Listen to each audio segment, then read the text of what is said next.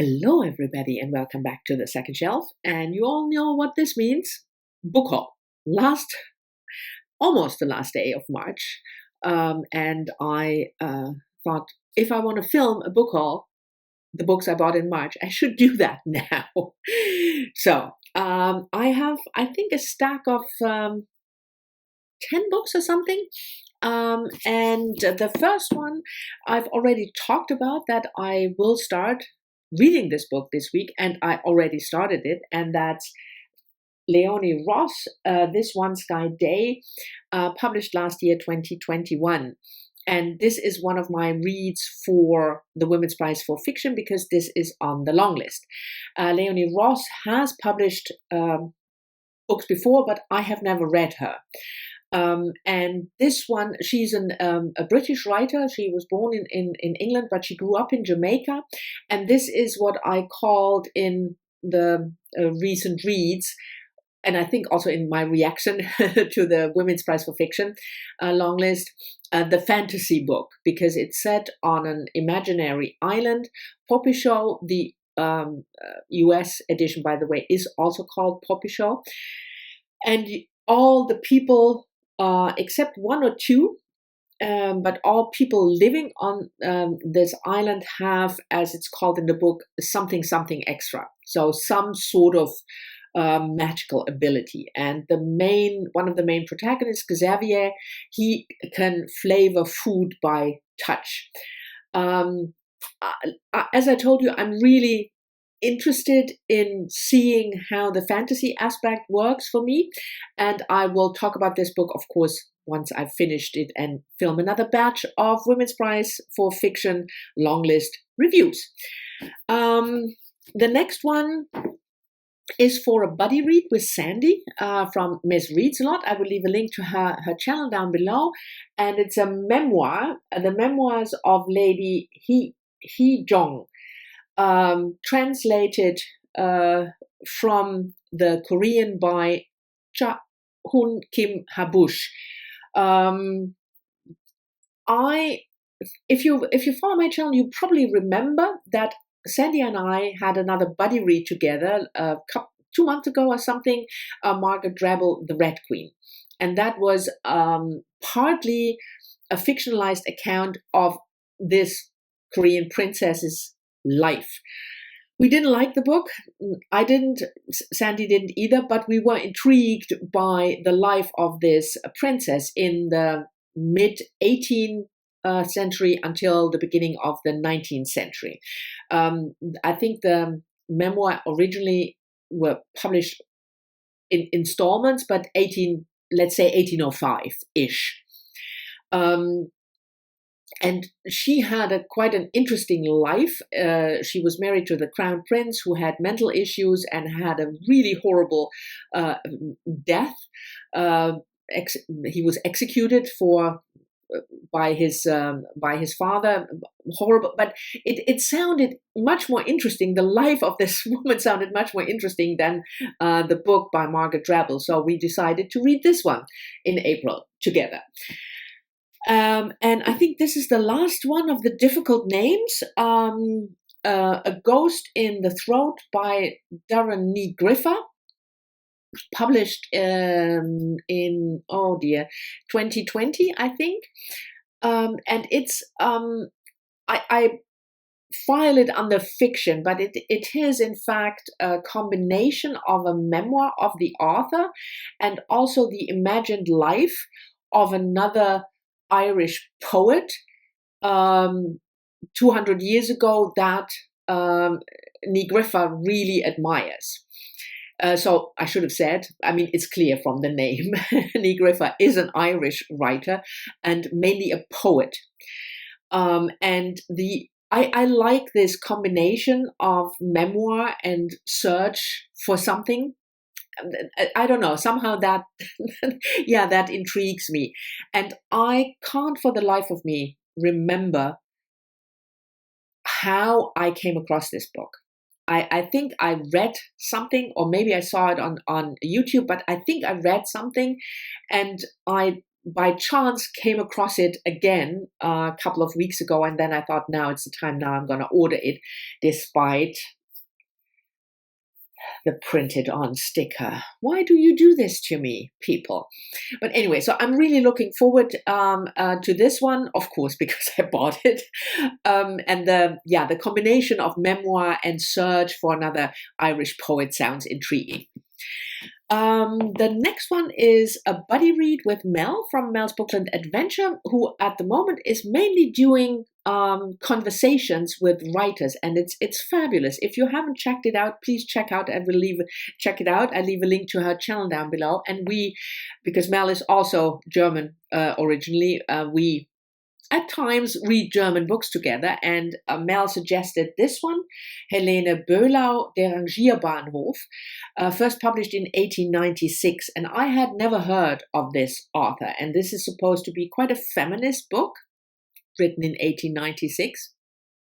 And Rangierbahnhof, I had to look that up. It's a specific kind of train station, and it's called, I wrote this down, a classification yard in American and Canadian English, or a marshalling yard in British English. And what it means is it's a train station where trains are separated and then directed into, other tracks. And that is an image for the book's story, because it is about Uli, who has just married and demands from her husband a certain, at that time, quite unusual commitments, like that she's allowed to proceed with her art, because women were not allowed to work without the husband's permission and things like that. So it's supposed to be a feminist look, late 19th century feminist looks, but for feminism, an early look on feminism and marriage and the position of women. So I'm really happy that Mel suggested this, especially because I have never heard of this author, which is a shame.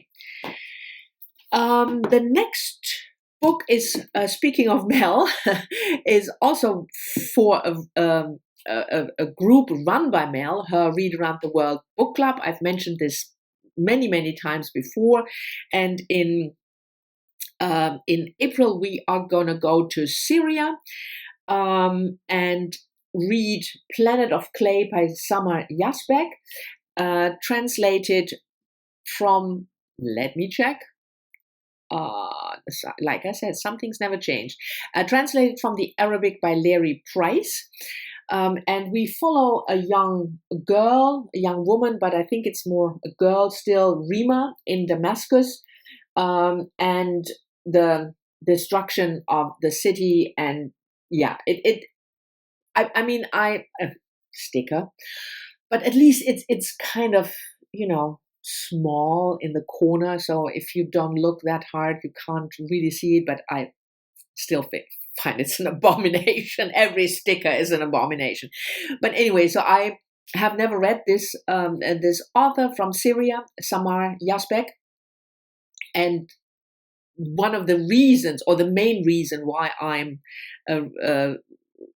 a member of this book club, Read Around the World, is because we read a book from a different country written by a woman each month, and they are always books and countries that I have not read anything from, or hardly anything. So yeah, which is also true for the next two books, because not only do I follow Read Around the World book club, where Mel picks one book each month for us to read from a different country, like I said, but I'm also participating in Invisible Cities, which is also a book reading project to encourage us to read more broadly from all over the world.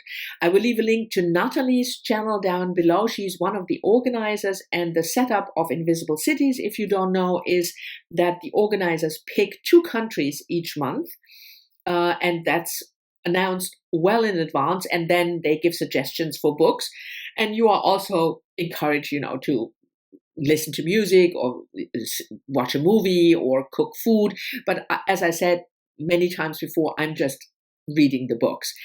So the countries for April are Iran and Zambia. And from Iran, I picked Masha Mohebali, in case of emergency, translated from the Farsi by Mariam Rahmani. And at least this publisher, the Feminist Press, announces the translator on the cover, which I think every publisher should do. This is set in Tehran, and again, a young woman, Shadi is her name, who is, if I remember correctly, addicted to opium and has a crush on a woman who only has eyes for her boyfriend. And then there is an earthquake, and the whole city is crumbling around her while she is trying, to find her way. So it's in a way, these two books, theme-wise, seem quite similar. And this one, no, I think that's the next one. So anyway, this is the pick for Iran. And then for Zambia, I picked this book, Ellen Banda Aku, Patchwork. Ellen Banda Aku was born in Britain, but she grew up in Zambia, and this book is set in Zambia. It's she's a contemporary author, by the way, and it's about Pumpkin, a young woman, but I think when the book opens, she's a girl, and she is the daughter of mistress. The mistress of a rich man, and that is what the book is about. And if you're wondering why it doesn't say novel but roman, this is because I'm stupid and I don't pay attention. So by accident, the book was written in English, and by accident I bought the German translation. There you go. I don't even know who translated the book, but I should tell you, Indra Wusso. Yeah, but it's written in English, so you can just read it in English if you want to. The next one is more a booklet than a book. It's Clarice Lispector, Daydream and Drunkenness of a Young Lady, translated from the Portuguese by Katrina Dodson. And yes, I looked that up secretly just now. This is just 40 pages or 60 pages or something, 50, just around 50 pages.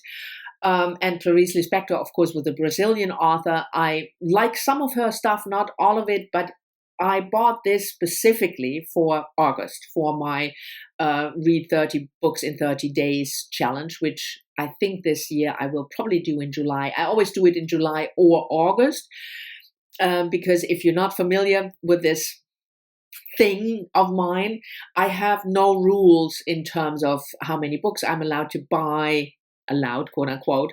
The only rule that I have is that I try to read more books each month than I bring in or buy. That's my only rule.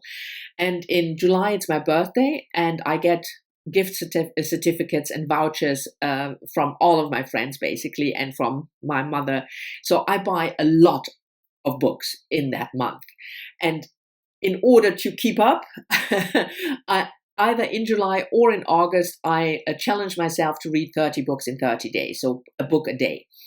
And in order to be able to do that, I'm acquiring over the course of the year books that are slim. I mean, I'm not only reading those, but in order to be able to do it, I need a couple of slim books. And just to make sure, I don't buy them just because they are slim. They have to interest me, but I then put them on a stack so that in August I have at least between 6 and 10 of these small little books, and this qualifies. And the rule is that as long as the book is published as a book, it qualifies as one book. So even though this is only 40 pages and I think it's 3 stories, it still qualifies because it has been published as a book, even though, the format is maybe more of a booklet. Anyway, I have 2 more books to show you, but I have to blow my nose now because allergies. So I'll be back in a second. Okay, so I am back. The last 2 books are nonfiction, and both are books about books. I love books about books and writers and writing and, memoirs that talk about writing life or reading life. I just adore those. And I bought this one, Azar, Nafisi, The Republic of Imagination, A Case for Fiction, which was published a couple of years ago. I actually wanted to buy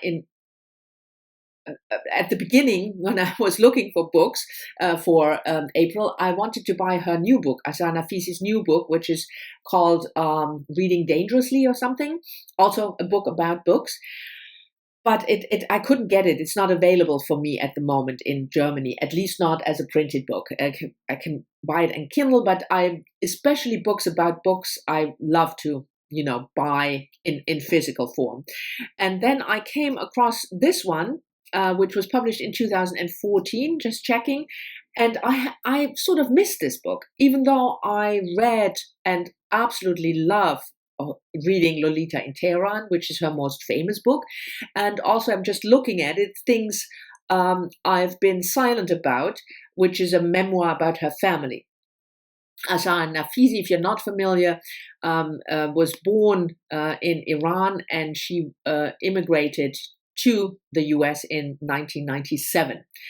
And then, of course, wrote the book Reading Lolita in Tehran, which, if you haven't read it, I can really recommend. It's about, of course, the revolution in the late 1970s and what it meant for her as a professor of literature at the university in Tehran, not wanting to wear the veil. And she organized private sessions with a group of students who came to her house once a week, and they discussed literature, especially literature that was forbidden by then. And it's really engaging and wonderfully written. I loved her memoir as well. And I missed this one. So in a way, I'm happy that her new book is not yet available for me. I will certainly keep it on the list. As soon as it's available, I will order it. But I'm reading this one. And as it says on the tin, it is just a reflection on the importance of literature, with a couple of big books, so to speak, as an example, and focusing on US American literature and why it's important for a democracy to have literature and engage in thinking about books and stuff like that. So, yeah. And the last one, like I said, also nonfiction book about books, is Cathy Rentzenbrink. A bit of a glare here. Cathy Rentzenbrink, Write It All Down. And this book was published in January of this year. Cathy Rentzenbrink was a bookseller for most of her life, and is now an editor of a book magazine, and also works with a charity about, I think the charity also has something to do with reading. And this is about how to put your life on the page, about writing memoirs and stuff like that. And that is also something that I'm really interested in, because I love reading memoirs. I wrote one which I discarded because I thought it was crap. So it's for me, still qualifies as a book about books, because it's about writing a certain kind of memoir. And this book was recommended by Kate Moss, whom you probably all know as and I mean the one with an E at the end, so not the actress and not the model, but the writer, the British writer who wrote the Languedoc, I think it's a trilogy, who also is involved in the Women's Prize for Fiction, and who now has a YouTube channel, Moss on a Monday. So the last Monday of each month, Kate Moss talks about 4 books, 2 fiction books, 2 nonfiction books that she really loves. And it's sometimes new releases, but also it can also be, last time she talked about Edgar Allan Poe, for instance, in the fiction section. So it can be about books that are much, much older, that are just in her book, on her bookshelves that she loves. And I really love her engaging way of talking about it. So I will leave a link to the channel, Moss on a Monday, down below. And she recommended this book, I think, it was even before it was published, and she also recommended it in a workshop that I attended. So I thought, well, I'd at least want to give it a try. That is a very, very long talk about a book that I could have just said it's about writing memoirs, and I wanted to read it. Anyway, you know me, babbledy-babbledy-goo. But this is it for my March book haul. Thank you very much for watching. I hope you've enjoyed it, and I'm still not caught up with my comments, but I got so many nice comments that you don't care if I'm not caught up. But as I told you, I have a couple of days off, so I hope that I will be able to catch up. Maybe even before this video is uploaded, because it will be published in the evening my time today. So who knows? Maybe this comment is completely not true anymore. But I'm stopped now. I will see you all soon in the next one.